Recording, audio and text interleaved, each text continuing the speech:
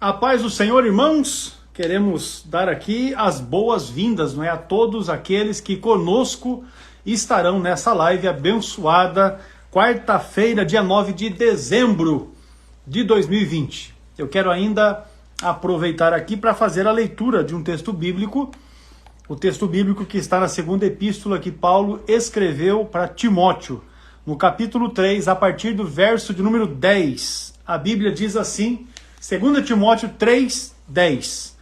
Tu, porém, tens seguido a minha doutrina, modo de viver, intenção, fé, longanimidade, amor, paciência, perseguições e aflições tais quais me aconteceram em Antioquia, em Icônio e em Listra.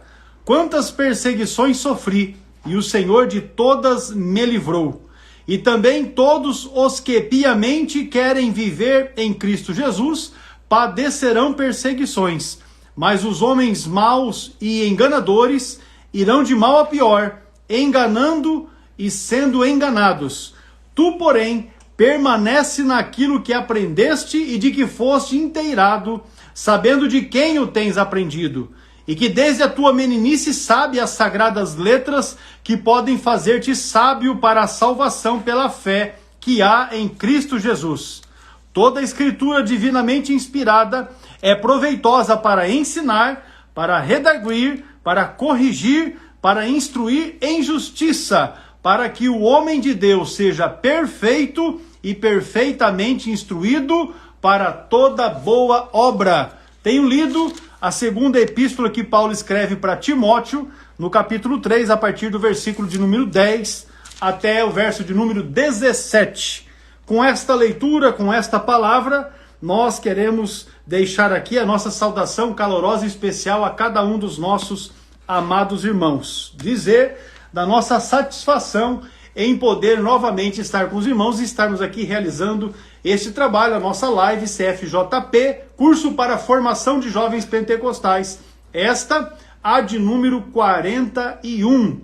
Desejando que seja mais um tempo de aprendizado para os nossos amados irmãos, aqueles que são alunos do CETADB, aqueles que ainda não são alunos, mas que são seguidores do nosso perfil aqui no Instagram, ou que estão nos acompanhando também através do Facebook, ou ainda que estão inscritos na nossa página no YouTube, tanto as do CETADB, quanto também as do nosso companheiro, o pastor Ciro Sanches Ibordi, que é parceiro nosso, que trabalha conosco, não é, no CETADB, e sempre estamos, já desde o mês passado, sempre às quartas-feiras.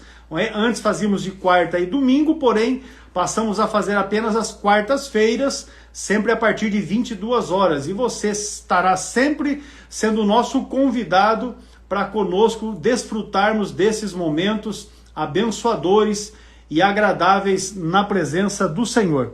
Eu quero aqui mostrar para os nossos irmãos o material dos nossos cursos teológicos, que são os que nós compartilhamos com os nossos alunos. Não sem antes mostrar aqui a nossa declaração de fé das Assembleias de Deus. Esse é um material que todo membro da Igreja Assembleia de Deus deve ter, especialmente aqueles que são alunos, não é, de cursos de teologia, aqueles que estão estudando, que são estudantes da Palavra de Deus, devem ter esta declaração de fé, porque aqui está aquilo que nós, como assembleianos pentecostais, esboçamos doutrinariamente. Esse é um material elaborado por eruditos, não é? Eruditos da nossa denominação, da nossa Assembleia de Deus, e o que está aqui para nós é lei, é regra, não é? Ainda que a nossa lei suprema, a nossa lei maior é a Palavra de Deus, é a Bíblia Sagrada, porém estes homens que trabalharam na produção desse material são homens tementes a Deus, respeitadíssimos no nosso meio, não é? Dentro das nossas Assembleias de Deus, dentro da nossa convenção geral. Por isso nós estamos aqui apresentando este material. Todos os irmãos devem adquirir, aqueles que podem. A CPAD até recente tinha uma edição mais simples, essa aqui é uma edição de luxo, mas uma edição mais simples que estava sendo vendida a R$ 9,99. Então não é difícil para que você tenha e isso seja um material para edificação da sua vida espiritual. O nosso material de trabalho nessas lives do CFJP é este livro, um livro de 296 páginas que foi escrito pelo pastor Ciro Sanches Iborde, que é o autor deste módulo e também é quem gravou deste material, as quais nós disponibilizamos através da nossa site, da nossa plataforma, e os irmãos que adquirem o curso fazem as aulas online, não só do curso de CFJP, como dos demais cursos que são ofertados pelo CETADB, todas as aulas também online. A paz do Senhor, pastor Ciro. Paz do Senhor, pastor Ecos, tudo bem? Rapaz, nós estamos aqui nadando de braçada na benção. Eu tomei uma xícara de chá quente, um chá que eu faço ali especial, que só eu tomo, com gengibre, mas é muito gengibre, entendeu? Maravilha, e aí, hein? pensa que me deu um suador. Mas é porque o chá está quente. Amém. É bom. Gengibre faz bem, né? Para garganta. Com certeza. Eu estava comentando agora, eu tive com a minha sogra, meu sogro, eu estava dizendo, olha, esse ano, já está para encerrar, eu não tive resfriado, gripe, problema de inflamação, porque gengibre é bom para isso. Ele só atrapalha um pouquinho a vida de quem tem pressão alta, né? Mas não é meu caso, então a gente vai remando. Deus é bom. Amém. Muito bem. Pronto. Eu acabei de apresentar aqui, meu pastor, o nosso módulo do curso de formação de jovens pentecostais, que tem sido um canal de bênção para a nossa juventude. Vários pastores têm reunido a sua juventude e junto com os seus líderes de jovens, que são os líderes do departamento que trabalha com a mocidade na igreja, e aplicado esse material que traz muito embasamento para a nossa juventude, não só na questão da vivência, como na questão teológica de fato. Tem servido de iniciação, né, teológica para muitos jovens, né? Agora mesmo... Pode falar. Não, que às vezes o jovem quer começar a fazer teologia, mas ele não tem nenhuma base. Ele, muitas vezes, hoje em dia, o irmão sabe, tem muitos jovens que não frequentam a escola dominical. O jovem que frequenta a escola dominical, ele já tem uma base. Agora, aquele jovem que não frequenta a escola dominical, para ele iniciar, mesmo no curso básico teológico, ele fica com dificuldade. Agora, quando ele faz um curso como esse, que é um curso abrangente, que mostra de uma maneira simples, numa linguagem clara, não é? As doutrinas que nós esposamos e vários outros assuntos, isso aí faz com que o jovem adquira uma base inicial para ele ingressar num curso básico, depois fazer o médio e avançar, não é? Então, desta forma. Esse curso tem sido uma bênção nesse sentido também, não é, pastor Ecos? E para inclusive, dar sustentação ainda maior para essa questão, eu estava agora mesmo conversando com um moço que faz o nosso curso de formação de jovens pentecostais, e ele já disse para mim que ia já fazer o pagamento do primeiro módulo do curso básico, porque ele gostou muito e já vai querer fazer o seu curso básico, porque dizendo que um dos sonhos que ele tem é de se formar no curso de teologia. Então, está aí a opção do nosso curso de formação de jovens pentecostais. Também, o curso para a formação de obreiros, curso para a formação de obreiros. Hoje, inclusive, nós vamos estar aqui compartilhando com os nossos irmãos um assunto a respeito da cremação. E o pastor João, que foi o autor deste livro do curso de formação de obreiros, quando ele trata da questão ética, ele menciona esse tema também da cremação no curso para a formação de obreiros. Aqui nós temos o nosso material do curso de capelania, que é o curso que nós utilizamos para a formação de capelães em parceria com a Ordem dos Capelães Evangélicos do Brasil, que é quem homologa e certifica os alunos. Material para discipulado de novos convertidos, quando o pastor faz aquele trabalho abençoado, ganha as almas para o Senhor Jesus. Então, este é um material introdutório para o novo convertido, para ele conhecer a respeito da igreja, do dia a dia, das atividades da igreja, e é uma bênção. Nós temos várias igrejas que formaram turmas exclusivas para o curso de discipulado cristão. Tem sido uma bênção. E, por fim, nós temos aqui os módulos do curso de teologia. O básico, são os livros marrons, 17 livros do curso básico, os verdes são os do curso médio, são 10 módulos, e os do avançado são 12 módulos. Com isso, os 39 módulos do nosso curso, o aluno se forma bacharel livre em teologia, através do CETAD. E aí você não vai ter mais um curso, você terá um curso que vai te dar respaldo e que ao final dele você terá uma excelente biblioteca de pesquisa para elaboração de estudos bíblicos e também para que você possa fazer aí ter uma abrangência, não é, de temas necessários, importantes para a sua vida espiritual e para a sua carreira ministerial. Pois bem, esses aqui são os materiais. Mais para frente nós vamos falar a respeito da promoção da Bíblia de Estudo Pentecostal que estaremos sorteando na próxima quarta-feira, isso alusivo ao Dia da Bíblia, que é comemorado sempre no segundo domingo do mês de dezembro, anualmente, não é? No segundo domingo do mês de dezembro, ela é uma data móvel, é comemorado o Dia da Bíblia. Em função disso, então, na próxima live, quarta-feira, dia 16, nós estaremos fazendo o sorteio de uma Bíblia e depois vamos falar a respeito disso. Amém? Amém. Alguma Maravilha. consideração aí, meu pastor, que você deseja? Aqui, ó, o nosso companheiro acabou de entrar aí. Deixa eu voltar aqui para ver se eu pego o nome dele. Ó. Oliveira.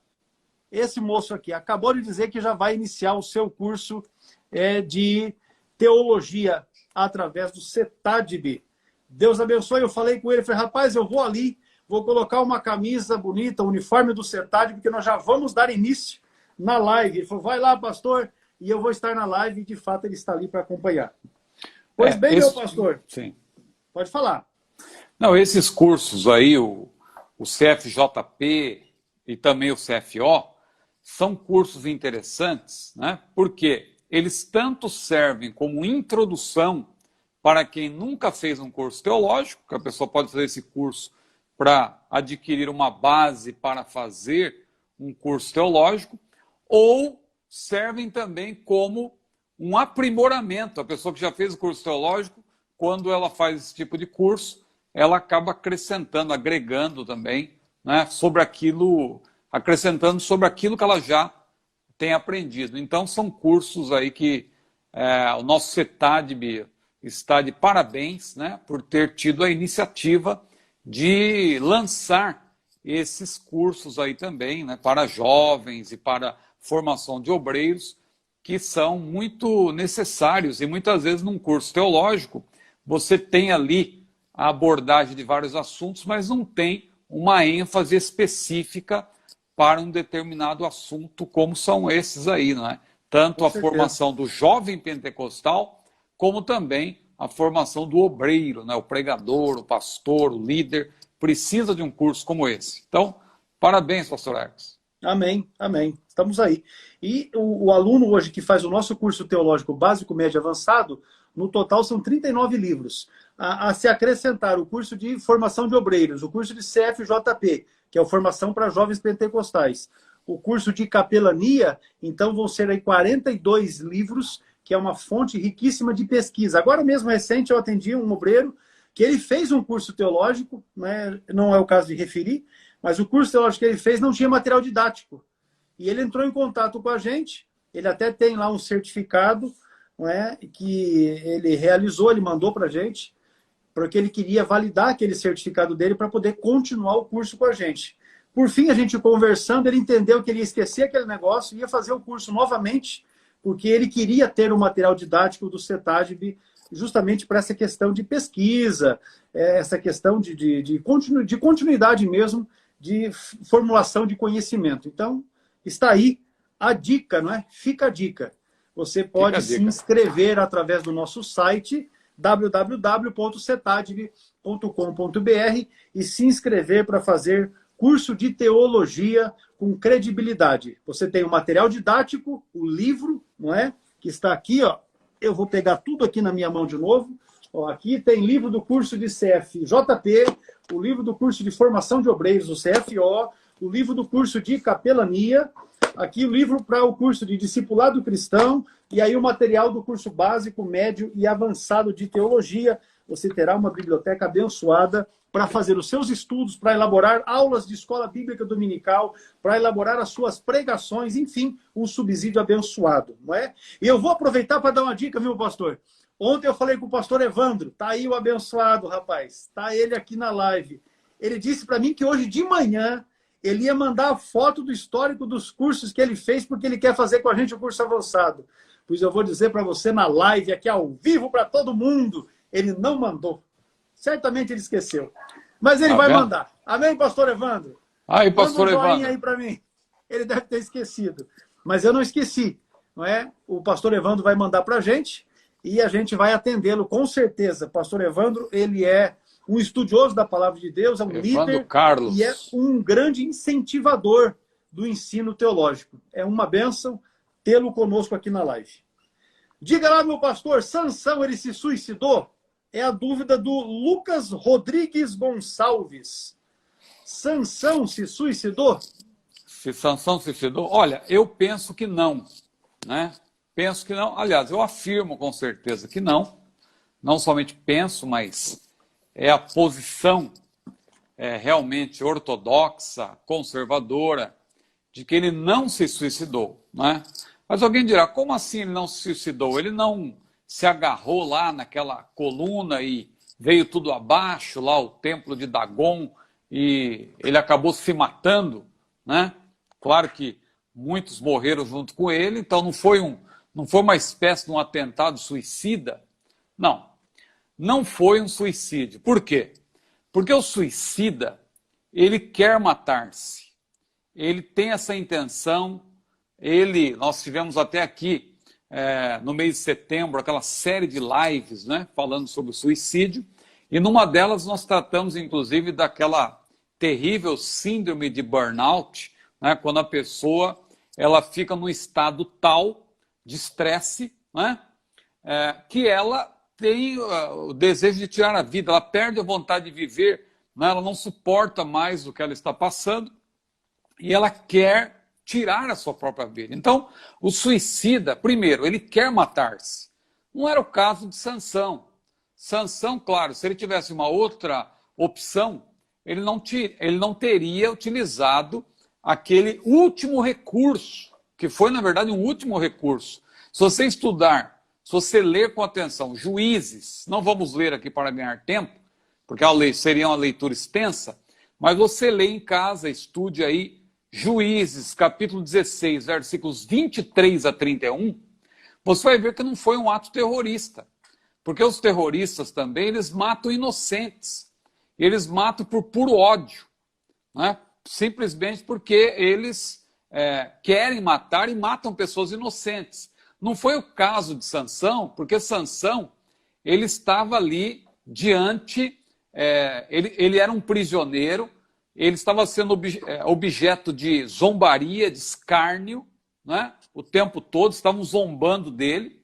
E o último recurso que ele tinha, porque ele estava preso, estava acorrentado, o único recurso que ele tinha para vencer os seus inimigos era, na verdade, Deus lhe deu força, né? Naquele momento ele pediu força a Deus para conseguir ali fazer com que tudo aquilo viesse abaixo, ele acabou morrendo, mas não foi um suicídio, né? Tecnicamente, ele quis se matar. Não, ele ali morreu em combate, vamos dizer assim, e ele utilizou um recurso, um último recurso que ele tinha. Porque, claro, se ele tivesse possibilidade de vencer os seus inimigos sem morrer, ele teria optado por isso, claro, mas ele não tinha como, ele estava preso, estava sendo objeto de escárnio. É só você ler com atenção Juízes capítulo 16, 23 a 31, que você vai ver que não foi um suicídio, mas ele morreu, claro, combatendo, né, em luta, como um soldado que está na guerra, e ele ali está, claro,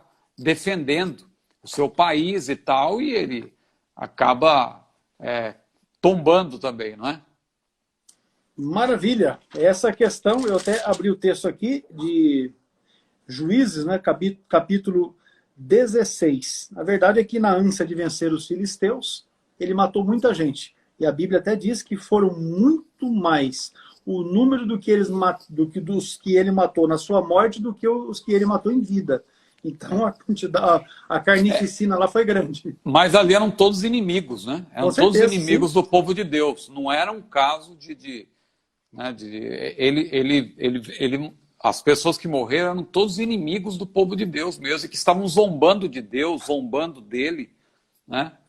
Que era Inclusive sim. prestando, no momento estavam prestando culto a Dagon. Sim, exatamente. Pois bem, Não está que isso respondido. é Pode bom, falar. não que isso ofereça base para alguém fazer isso hoje. Ali foi um recurso que ele utilizou, mas não foi algo premeditado, né, como acontece lamentavelmente aí os casos dos homens bomba, né, aquele atentado às Torres Gêmeas lá nos Estados Unidos que vitimou muitas pessoas que não tinham nada que ver, pessoas inocentes, né? Então, esses atentados terroristas são coisas absurdas, aberrantes, né, que nós reprovamos. O caso de Sansão foi um caso diferente, não deve ser, não é um caso análogo, né? Não devemos. Eu vejo às vezes pessoas querendo comparar uma coisa com a outra. Não tem a mesma conotação, né? Até porque eles estavam em guerra ali, né? Sim, Eles exatamente. estavam em guerra. Maravilha. O José Augusto Filho, ele saúda com a paz do Senhor e faz uma pergunta a respeito do seguinte caso. Uma pessoa pode pregar sobre a salvação, conhecer a salvação, mas não ser salvo? E, por fim, ele pede para explicar a respeito da divisão da alma e do espírito, que já foi falado, inclusive, numa outra live a respeito desse aspecto, que são indivisíveis. Nas últimas 2 lives nós tratamos disso, né? Uhum. Dessa segunda parte. Então, irmão José Augusto, irmão, veja lá, irmão, entra no nosso perfil, no nosso canal, né, no YouTube. Ali, irmão, tem a playlist dessa live dos jovens pentecostais. As 2 anteriores nós tratamos. É a 39 e a 40. Abordamos isso de maneira abordando outros detalhes, mas respondendo objetivamente essa pergunta sobre aqui que o irmão fala, sobre a divisão entre a alma e o espírito. Porque são 2 coisas que estão intimamente ligadas, mas são diferentes. Somente a palavra de Deus é que penetra lá exatamente na divisão da alma e do espírito. Agora, com respeito à primeira pergunta aí que ele faz, a respeito... Pregar a respeito da salvação sem ser salvo. Sim, veja, Deus ele tem as mais diversas maneiras de revelar o seu plano ao pecador, né? Deus fala das mais diversas formas, né? Deus, inclusive, ele fala por meio da sua própria criação, a própria natureza. A Bíblia diz que os céus manifestam a glória de Deus e o firmamento anuncia a obra das suas mãos. Um dia faz declaração a outro dia, uma noite mostra a sabedoria a outra noite, sem linguagem, sem fala, ouvem-se as suas vozes. Então, veja, Deus fala pela natureza. Deus fala pela própria consciência do ser humano. Porque a consciência do ser humano é como se fosse uma partícula que Deus colocou no ser humano, uma partícula do fabricante, né? Veja que o computador, por exemplo, ele tem a memória ROM e a memória RAM, né? A memória ROM é aquela que vem do fabricante, é aquela que não pode ser alterada, mas ela já vem pronta. É diferente do disco rígido, tal, que você pode atualizar, você pode mudar as informações. Agora, a memória ROM, ela vem diretamente do fabricante. Deus, quando fez o ser humano, ele já colocou no ser humano também um tipo de memória ROM, ou seja, essa partícula de Deus, essa consciência. E Romanos 2 explica isso muito bem. Então veja, Deus das mais diversas formas, ele fala ao ser humano e revela, de ser, claro que é imprescindível que a palavra de Deus seja pregada, mas há casos em que há pessoas que morrem sem nunca ter ouvido o evangelho e Deus se revela de outras maneiras e claro que no julgamento Deus vai levar isso em consideração. Agora, Deus pode sim usar pecadores e até desviados para falar da sua palavra a outros, né? Veja que no próprio Antigo Testamento a gente pode citar o caso de Eli, que era um sacerdote que já estava caído, era um sacerdócio caído, mas quando Deus começou a falar com Samuel, e Samuel não entendeu que era Deus, ele foi até Eli, e Eli disse, olha, quando você ouvir de novo, você diga, fala que o teu servo ouve. Fala, Senhor, que o teu servo ouve. Eli orientou ali, veja, Deus, por assim dizer, usou Eli, mesmo Eli estando caído, para orientar Samuel. Então Deus pode usar, às vezes uma pessoa desviada, eu já vi muitas vezes na rua também, o camarada desviado, às vezes embriagado, mas falando palavras que ele conheceu, claro que de quando ele estava na igreja, servindo a Deus, e ele continua falando, ele está desviado, mas ele ainda se lembra, ele ainda fala, e às vezes uma palavra que o camarada fala, embora ele em si seja desviado, mas aquela palavra poderá ser, o próprio Espírito Santo poderá usar aquela palavra para comunicar algo, né, a alguém que depois pode vir a ser salvo por meio disso. Então, respondendo objetivamente, Deus pode sim, né, uma pessoa não salva ou até desviada pode sim falar palavras de salvação para que alguém possa vir a se converter. Amém.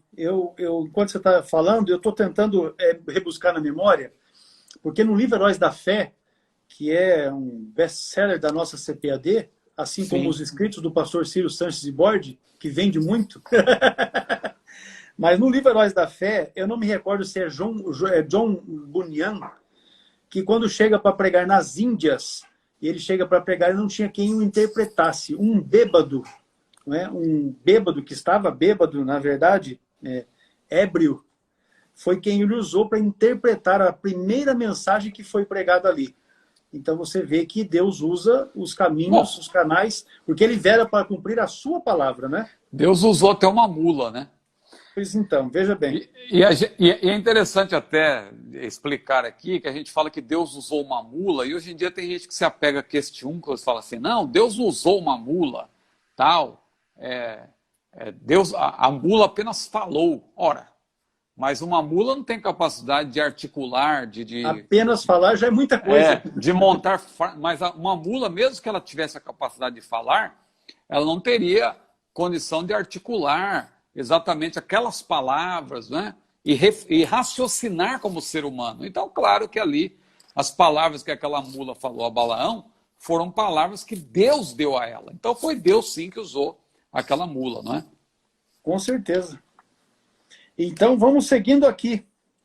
O nosso companheiro Marcelo Ferreira, ele faz a pergunta assim, pastores, o que vocês acham do envolvimento das Assembleias de Deus com a política?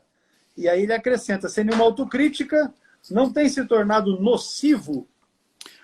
Olha, eu vou discordar do nosso irmão, Marcelo Ferreira, quando ele fala que esse envolvimento é sem autocrítica. Bom, a gente pode falar aqui, claro, sobre a CGADB, convenção a qual pertencemos, né? Porque a CGADB, a Convenção Geral das Assembleias de Deus do Brasil, ela tem um conselho político, né? Cujo presidente é o pastor Eleazar Secom, o vice é o nosso pastor Lelis Washington Marinhos, lá de São Paulo.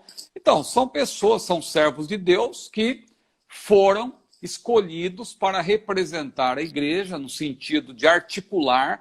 Isso não é errado. A igreja, é claro, ela não está sujeita ao Estado no sentido de que o Estado está acima da palavra de Deus, mas a igreja é formada por cidadãos que votam, podem ser votados e que participam também da política. Então, eu não acho errado a igreja participar da política. A igreja pode e deve participar.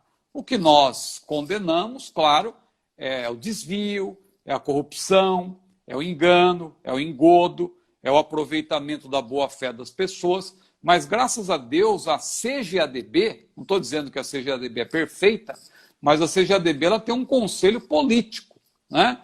Então, e nós nos pautamos pelos valores judaico-cristãos, que são esposados pela palavra de Deus. Então é importante, eu vejo como importante, ter esse conselho político, ter os nossos representantes, pessoas que têm vocação para isso, né? Eu tenho aqui uma crítica, claro, sendo aqui bem sincero, eu não gosto quando um pastor, por exemplo, abre mão do seu ministério para ter uma vida dupla, né? Abre mão, que eu digo, porque ele vai ter uma vida dupla, ele não tem como servir a dois senhores. Então, ou ele abandona de fato o ministério, mas se ele tem chamada, seria um grande absurdo ele fazer isso, Mas se ele acha que não tem chamada e a chamada dele é para a vida política ou pública, tudo bem, ele tem que optar. Eu acho complicado, né, essa questão, mas tem pessoas que convivem bem com isso, né, e a gente respeita, mas fica aqui uma crítica, porque eu acho que os representantes, aqueles que realmente se voltam para essa área, têm que ser realmente dedicados a isso. Eu acho que fica inviável a pessoa manter as duas coisas. Alguns conseguem, mas eu creio que isso, a médio e longo prazo, traz um prejuízo para a igreja e para o próprio ministro. Mas eu discordo aí do nosso irmão, com todo respeito, no sentido de que esse envolvimento das Assembleias de Deus com a política não tem autocrítica e é nocivo. Não, eu não acho nocivo, eu não acho que é sem autocrítica, porque isso aí é feito também com oração, com cuidado, tem um conselho político, os homens que estão lá nós conhecemos, são pessoas tementes a Deus e que estão lá para defender os nossos valores, os nossos... A igreja tem as suas demandas também, né? Então, claro que a gente depende de Deus, a gente ora a Deus, mas enquanto cidadãos nós também temos que fazer a nossa parte, né? No sentido de votar, no sentido de protestar quando é necessário. Somos cidadãos. O cristão é cidadão. Não pense você que, por sermos crentes em Jesus, nós temos uma vida totalmente afastada desse mundo. Não, a gente tem que participar também, né? Opinando, criticando, protestando, e isso é importante também. É isso aí. Eu, particularmente, acho que é imprescindível que a igreja tenha seus representantes políticos.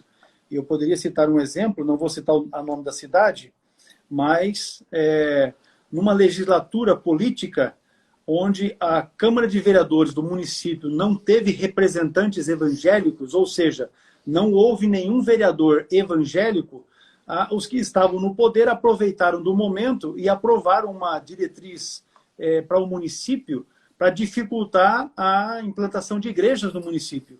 Pois é. Né? E aí a lei que foi aprovada naquele instante, ela regulamenta que para que se instale uma igreja, é necessário que a igreja, uma vez instalada, tenha estacionamento para os veículos compatível com o espaço da igreja.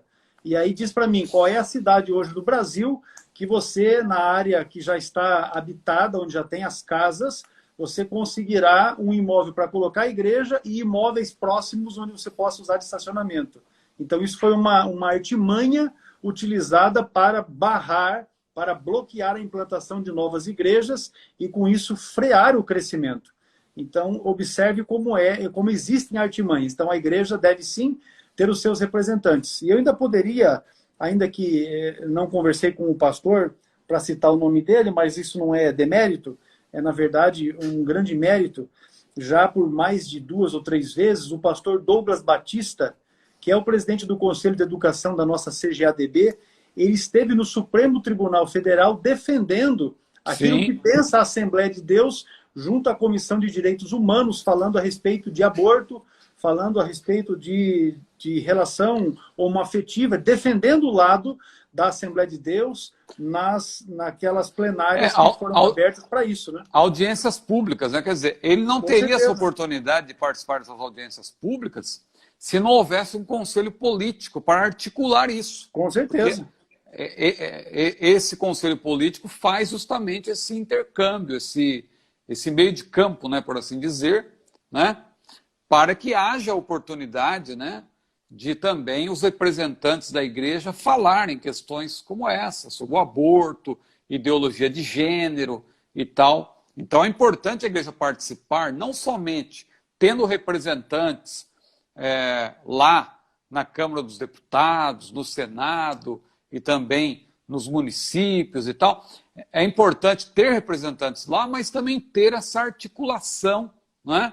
Esse conselho político que faz com que haja, muitas vezes até a necessidade de uma audiência com o presidente da República, né? O pastor. Isso é importante, não é que alguém já leva para o lado, isso aí é união com o Estado, a igreja não precisa disso. Não é, união com o Estado é outra coisa, é quando a igreja ela está, na verdade, em total sintonia com o Estado e fazendo aquilo que o Estado determina. né? Nesse caso, não. A igreja está participando, está interagindo, está dando a sua opinião. E a igreja deve opinar, a igreja deve tomar parte do debate, né? Isso é lícito.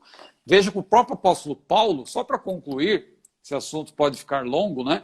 Mas o apóstolo Paulo, se você ler com atenção Atos, você vai ver que ele, lá em Filipos, ele foi açoitado, foi lançado na prisão, e aí os camaradas, quando perceberam que ele era cidadão romano, quiseram soltá-lo ali, sem chamar a atenção. Aí ele falou assim, não, de jeito nenhum. Vocês me açoitaram sendo eu cidadão romano, e agora vocês querem que eu saia de fininho? Não, manda aqueles que nos prenderam, que mandaram prender, vir nos soltar, para todo mundo ficar sabendo. Ele conhecia a lei, né? Então ele fez prevalecer a lei, ele fez prevalecer o direito dele. Então veja que o cristão não é. Alguém fica pensando que o crente tem que aceitar tudo de cabeça baixa. Não pode ficar alienado a essas questões. Porque alguém às vezes leva por esse caminho. Não, Deus faz tudo, Deus está no controle, se eu estou sofrendo porque Deus quer. Não, não é bem assim. Você tem também os seus direitos como cidadão, né? Direitos e deveres, você paga impostos, né? Então você é um cidadão. Então você tem direito de participar também do debate político, e de votar e ser votado, né? Isso é constitucional. Com certeza, está aí então a questão que nós queríamos apresentar, que foi uma questão levantada pelo nosso irmão Marcelo Ferreira. Eu vou dizer agora aqui para os irmãos, alcança aqui, mãe, para mim. Nós lançamos na outra semana, na verdade na anterior ainda, na última live que fizemos no mês de novembro, nós lançamos uma promoção, nós vamos fazer o sorteio. Deixa eu tirar esse plástico aqui.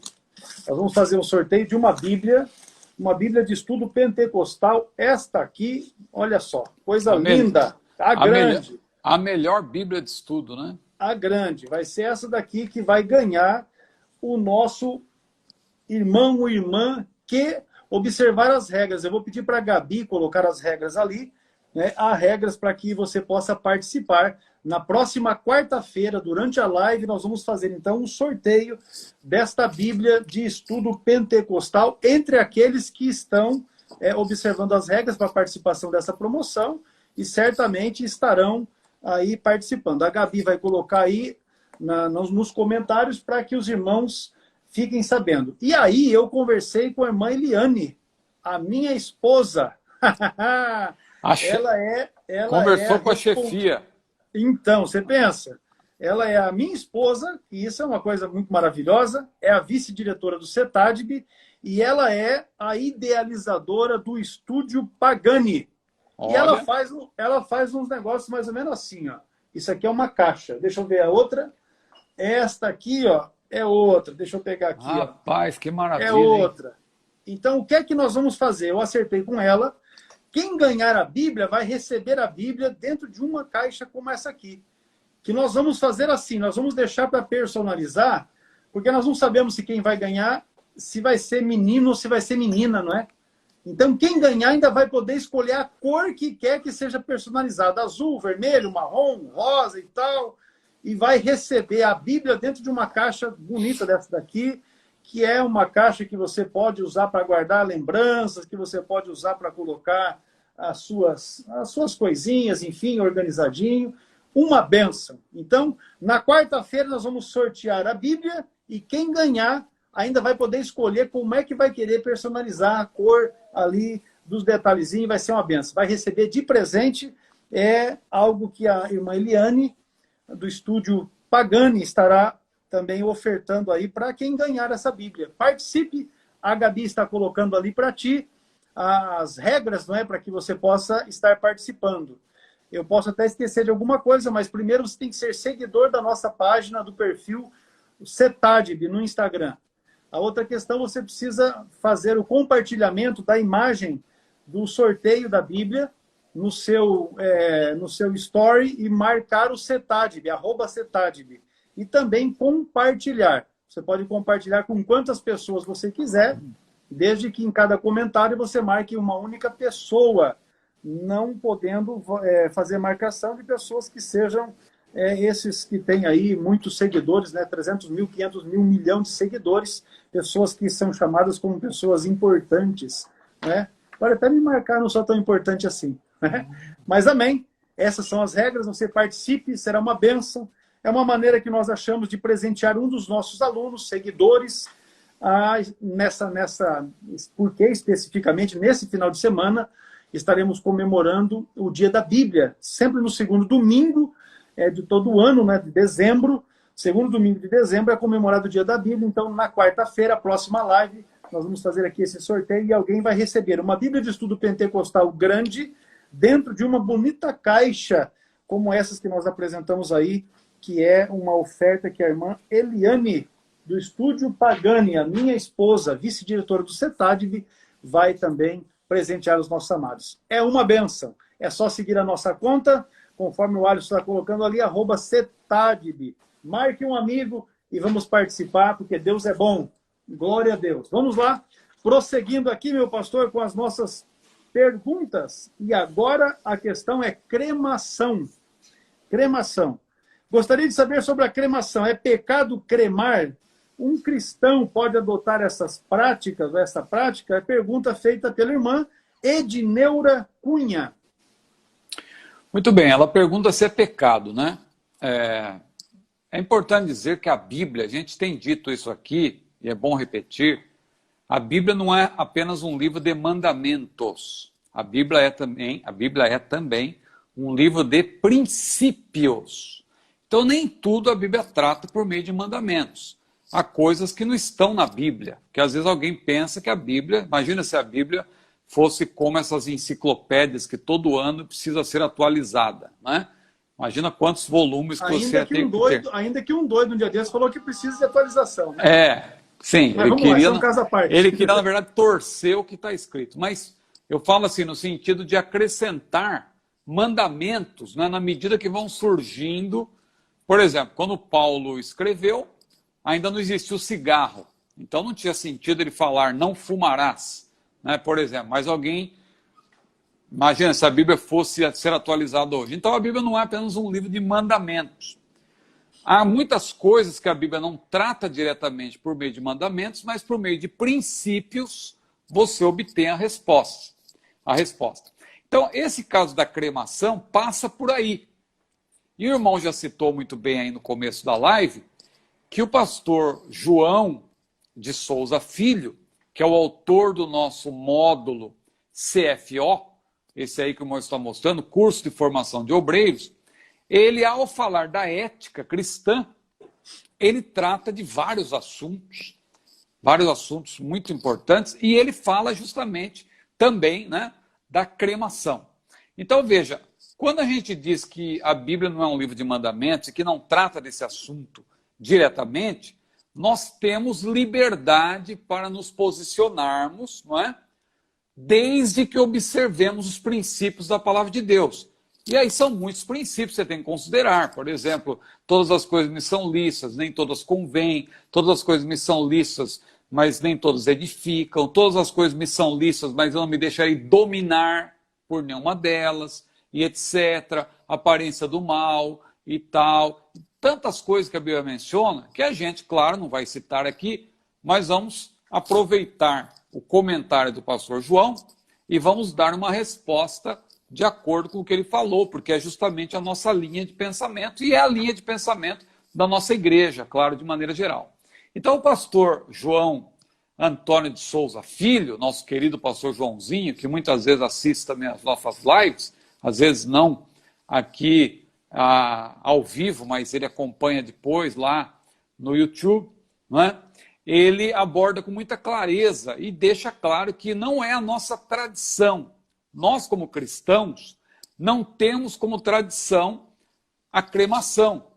Claro que a Bíblia diz em Eclesiastes capítulo 12, versículo 7, e o pó volte ao pó como era, e o espírito volte a Deus que o deu. Ou seja, o pó volte ao pó.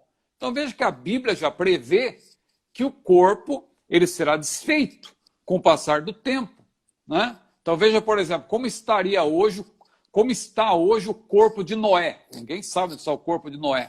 Mas veja, Noé morreu há tantos anos, certamente o corpo dele já virou pó, né? Já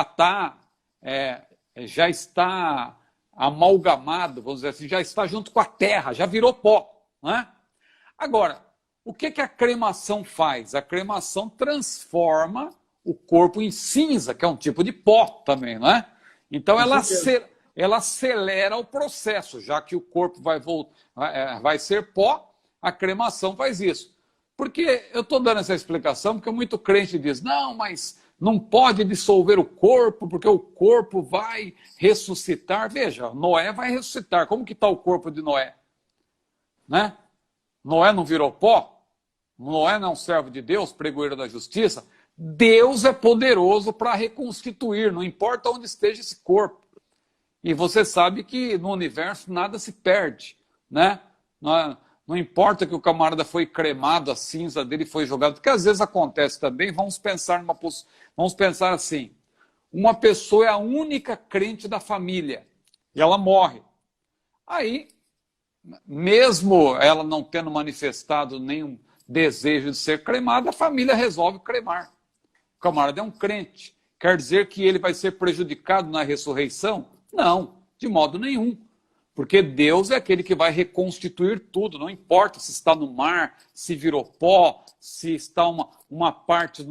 Às vezes a pessoa pode estar uma parte do corpo num lugar e outra parte em outro. Deus vai, na ressurreição, Deus vai reconstituir tudo. E no caso do salvo, ele será transformado e glorificado. Porque aquilo que é corruptível, diz a Bíblia, se revestirá de incorruptibilidade. Não é? Então, aquilo que é mortal se revestirá de imortalidade. Então, a pergunta que fica muitas vezes é quanto à ressurreição. Mas isso não há por que se preocupar. Agora, nós não temos a tradição, é bom dizer isso. Os cristãos não têm tradição de cremar. Não tem tradição. Mas por que o mestre João ele aborda esse assunto com franqueza? Porque a cremação, ela resolve problemas. Em que sentido? Ela resolve problema porque a pessoa não precisa mais se preocupar, a família não precisa mais se preocupar com custos, não é? Porque um corpo, passa um tempo, você tem que tirar os ossos, tem que pôr numa caixinha, e ter a manutenção, e sempre tem que estar indo lá no cemitério para ver como que está o túmulo e tal. Então, muita gente não quer ter essa preocupação de falar, vou cremar logo, crema, porque aí já me dá cinza e eu faço o que eu quiser das cinzas e não preciso mais me preocupar com a manutenção, né? Então, em termos de custo, de gastos, vamos dizer assim, é muito melhor cremar, né? Agora, repito, nós não temos essa tradição. Então, isso aí assusta. Quando você fala que um crente vai ser cremado, alguém diz, não, meu Deus, e tal, mas e o corpo, como vai ficar? Por isso que eu já fui logo dar um exemplo de Noé, porque Noé, com certeza, já virou pó, né? E a cremação, ela agiliza esse processo, ela faz com que a pessoa vire pó, que a cinza não deixa de ser, claro, um tipo de pó. Então, não é a nossa tradição, a Bíblia não fala disso claramente, né?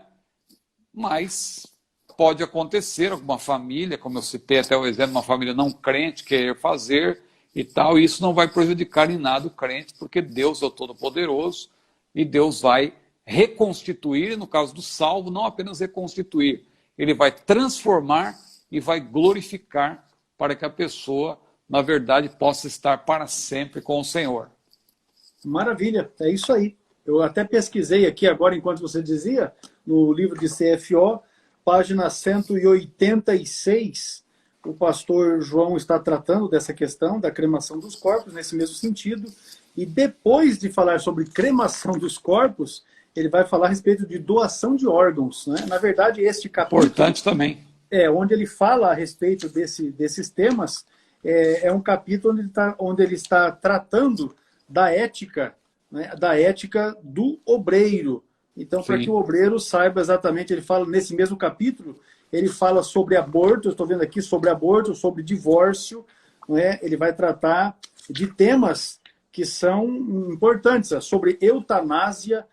Tudo isso ele está trabalhando em um capítulo onde ele fala a respeito de divórcio, a respeito de repúdio, é um capítulo todo onde ele está tratando a respeito da ética. Aqui, ó, a ética cristã é o capítulo de número Excelente. 7 do curso de CFO. Então, vou dar uma dica aqui para você. Se inscreva e aproveite esse final de ano e faça o curso de CFO. São 14 lições, não é? Você consegue fazer na sua casa, assistindo às videoaulas que foram gravadas, inclusive, pelo próprio pastor João Antônio, que é o autor deste módulo. Prosseguimos aqui a respeito de Flávio Josefo. Nós temos duas perguntas, uma feita pelo Júnior Carvalho, que está com a gente aí, e outra feita pelo Fábio Fidelis. A respeito de Flávio Josefo, o Júnior pergunta assim, ele era cristão ou era apenas um escritor ou historiador? E o Fábio está perguntando se, ele faz uma afirmação com uma pergunta, né? Se para os judeus Flávio Josefo era traidor. São as duas questões que virão uma após a outra aí. Flávio Josefo era um historiador judeu que obteve cidadania romana, né?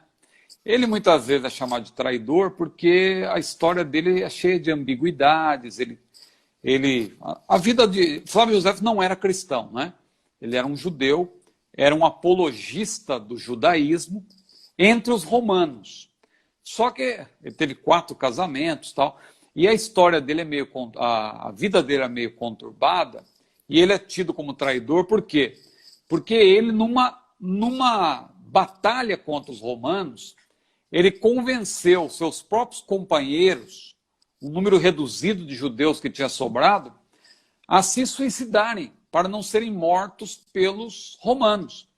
E ele ali propôs ali que de 3 em 3 fosse se suicidando, e eu sei que no final ele acabou sobrevivendo.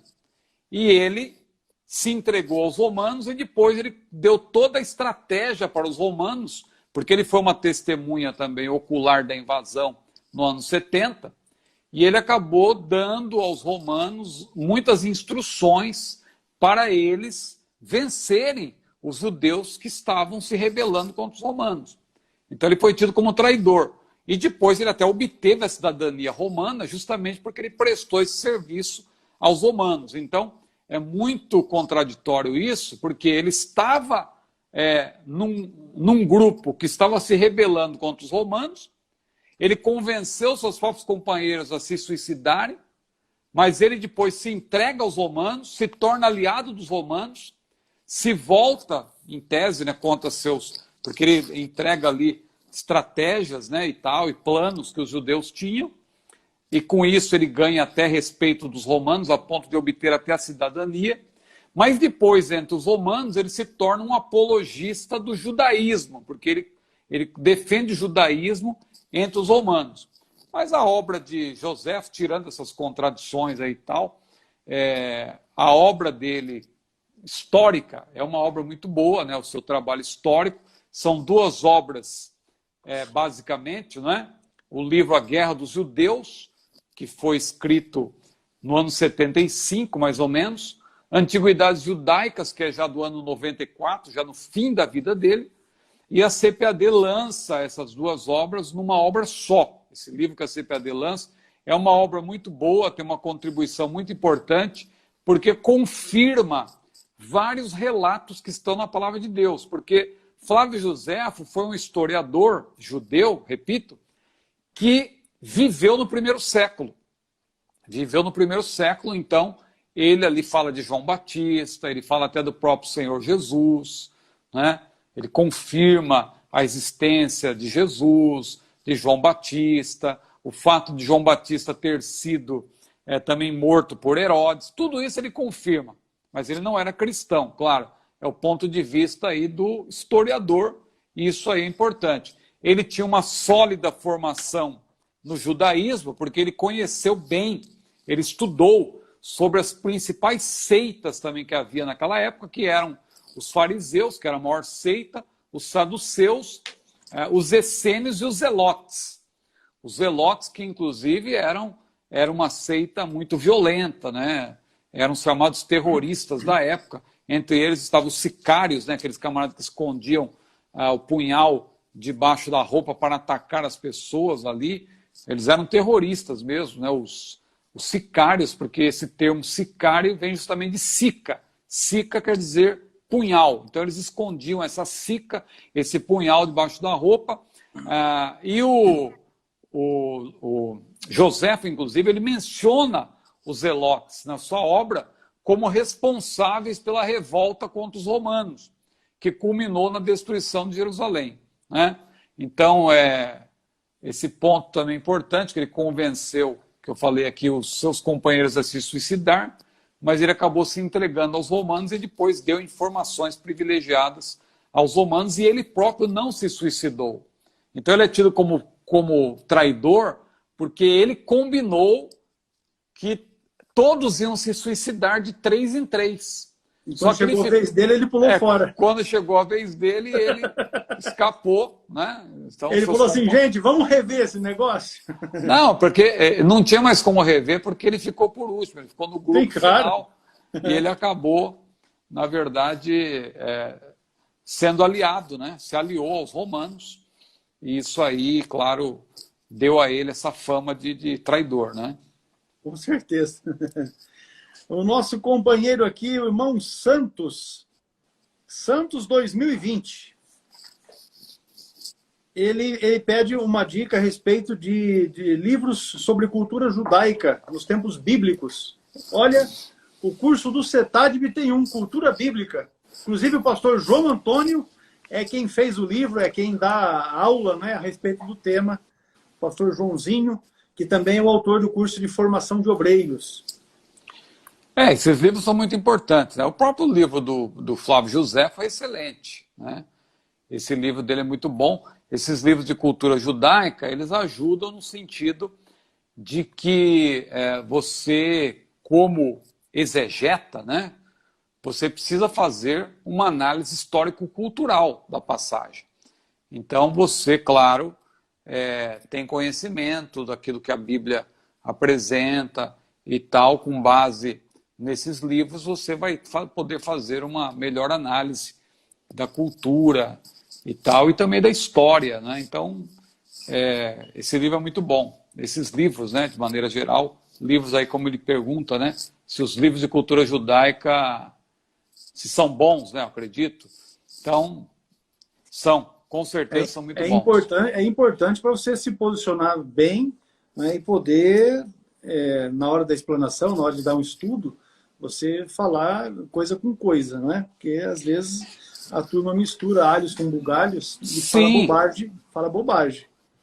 A CPAD tem várias obras nesse sentido, não somente de cultura judaica, mas aquele dicionário que a CPAD tem, por exemplo, o dicionário histórico-cultural, me parece que é esse nome que eles deram. Aquele livro é uma riqueza, né? Então veja, por exemplo, quando você lê lá que Jesus ofereceu o bocado molhado a Judas, né? Aquilo ali, se você estudar sobre a cultura judaica, aquele livro explica, você vai ver que o bocado molhado era algo que era oferecido para um convidado, né? Era uma maneira de você honrar. Convidado de honra, né? Um convidado de honra. Exatamente. Então ali você vê que aquilo não foi por acaso. Não foi apenas para indicar que Judas era o traidor. Era uma maneira também de Jesus mostrar para Judas que ele poderia se arrepender. Jesus estava oferecendo a ele ali a oportunidade de se arrepender, né? Mas chegou o momento que Judas ele foi cometendo erro sobre erro, a ponto de Satanás, da Bíblia, né, dominá-lo por completo, né? Maravilha. Então vamos lá para a última de hoje, o Antônio Freitas. É o pastor Antônio da Silva Freitas, ele pergunta o seguinte: a máscara está relacionada com a marca da besta? A máscara é essa que a gente está usando agora em tempo de pandemia. A minha tá para lá. Sei lá onde é que foi. Tá para lá. Eu só uso essa marca da besta quando eu saio. Em casa não tenho utilizado. Isso aí, veja, primeiro foi o código de barras, né? Depois veio o microchip, depois começaram a falar do 5G, agora estão falando da máscara. Isso aí são, na verdade, especulações, né? Então não tem nada a ver com marca da besta. Porque a marca da besta vai ser uma marca mesmo, um sinal que vai ser dado àqueles que conscientemente, se você ler com atenção Apocalipse 13, você vai ver que o falso profeta ele vai se valer de sedução. Ele vai seduzir as pessoas a adorar o anticristo. Né? O falso profeta que é um líder religioso que vai induzir as pessoas a adorarem o líder político que é o anticristo. Claro que aqueles que não aceitarem vão sofrer represálias. A Bíblia diz que o anticristo fará guerra aos santos, né? E os santos aí nesse caso são os mártires do período tribulacional, são os crentes em Jesus, convertidos nesse período ou desviados que vão se voltar para Deus, né? Porque vai haver essa oportunidade. Eles vão, na verdade, se voltar contra a religião falsa do anticristo. Eles não vão aceitar. Agora, os adoradores conscientes da besta vão aceitar esse sinal, que não é um sinal para tornar a pessoa adoradora do anticristo. Hoje em dia tem esse pensamento errôneo de alguém achar, não, toma cuidado, irmão, com a máscara. Você coloca essa máscara, você está usando o sinal da besta. Toma cuidado com o código de barras. Não, meu irmão, não tem nada a ver. Falaram tanto do código de barras e hoje até na Bíblia, você vai comprar, a Bíblia tem o código de barras, o cartão de membro tem o código de barras, então não tem nada a ver. A marca da besta é uma marca mesmo, é um sinal, ou na testa ou na mão direita, para marcar essa pessoa como alguém que conscientemente aceita o senhorio do anticristo. É algo que será evidenciado, né? Será evidenciado. Evidenciado. Então a pessoa, ela será seduzida, o texto diz isso claramente, né? Então é importante nós observarmos, o tempo já terminou, mas a gente responde isso também lá na nossa série de lives, Perguntas Escatológicas, tem também uma resposta detalhada sobre isso. Maravilha. Olha só, para a próxima live, os israelitas hoje em dia são salvos, pois eles não creem em Cristo. Existe uma nova unção. Pastores, cadê? Pessoas que caíram enquanto estava pregando. Pastores, já preguei várias vezes, várias pessoas caíram, inclusive alguns tiveram que ir embora levadas por não acordar no momento que terminou o culto 2 ou 3 vezes. E aí, como explicar? Aí, o que o Senhor diz sobre Marco Feliciano? Eu já vou adiantar os irmãos aqui, nós não vamos responder perguntas dessa natureza, porque a cadeira de juiz está ocupada, né? E nós não seremos nós quem vamos aqui dar mérito ou demérito para o ministério de quem quer que seja. Então, perguntas a respeito do que a gente acha a respeito de determinados pregadores, nós não vamos responder na live, porque, como disse, a cadeira de juiz já está ocupada e nós não vamos nos atrever a isso. Não é mais? Tem essa pergunta aqui. Um livro, o irmão aqui quer uma indicação de um livro para estudar a respeito das parábolas e milagres de Cristo.